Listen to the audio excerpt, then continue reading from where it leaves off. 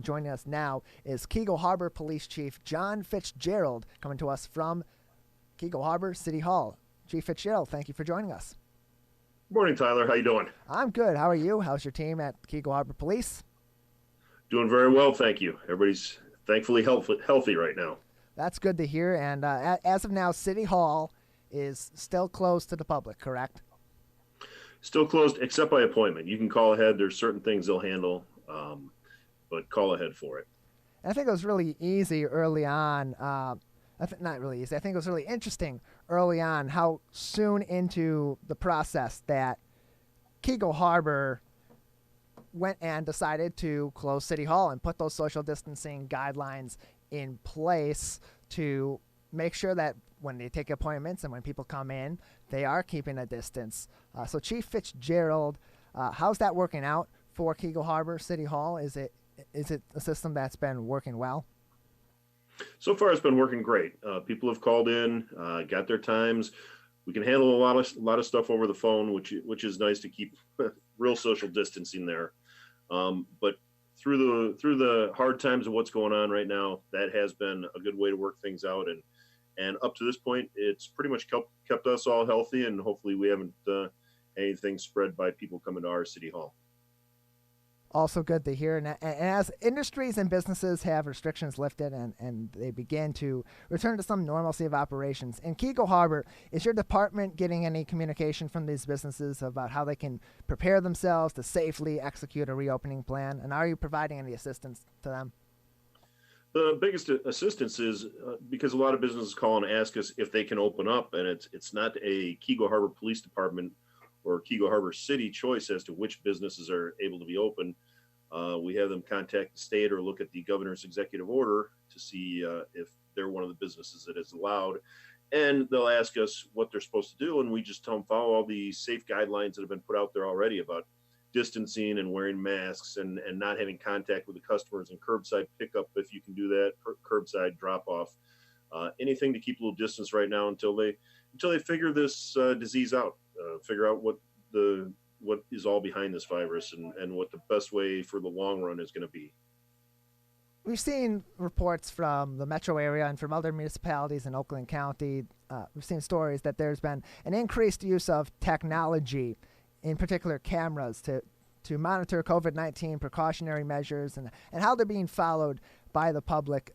Is Keego Harbor utilizing any of this sort of technology in their enforcement or in their research of how the public is responding to COVID-19 in your city? That's not something we've really looked into on the police department side about extra technology for it. We've utilized a lot of technology for meetings. Obviously, we're not having face-to-face meetings. We've been doing a lot of the electronic over the phone and computer meetings with people. But as far as monitoring our businesses and our citizens, we are not doing monitoring of them.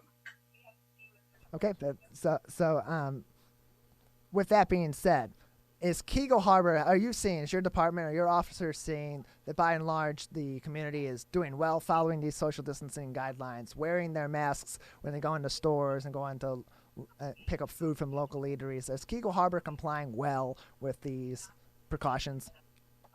I think they are. We actually posted something earlier that brought in a lot of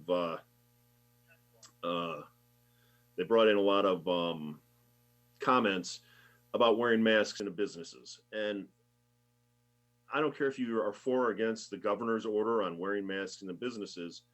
If a business posts a sign on their door that you have to wear a mask to come in, we can enforce that as a trespassing if you want to insist on not following their rules. It's the same as the no shirt, no shoes, no service rules. There's really not a law to that, but a business has the right to limit some of the things that come into their business. And if they have something in place about wearing masks for the safety of themselves and their employees and their guests, their customers, follow their rules on that one. I don't like wearing a mask either, but if I'm going to go in a business that requires it, I'm going to have my mask on for their sake.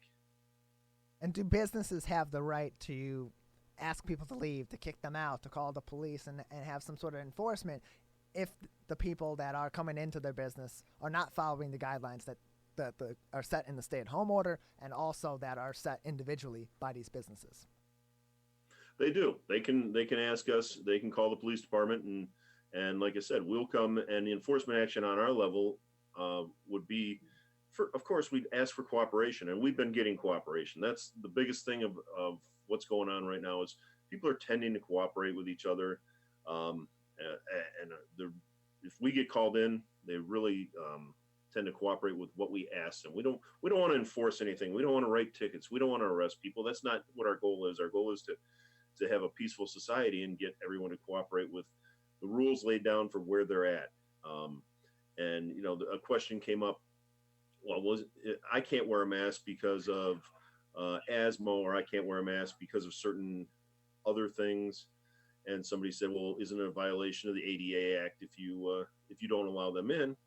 Because you wouldn't do that to somebody in a wheelchair. And it's a different kind of thing. A wheelchair is not going to bring harm to the person in the store, but if you have the virus and you refuse to wear a mask, you could do harm to the people in the store there. So they do have a right to have you wear a mask in their store. Chief John Fitzgerald joining us from the Keego Harbor Police Department.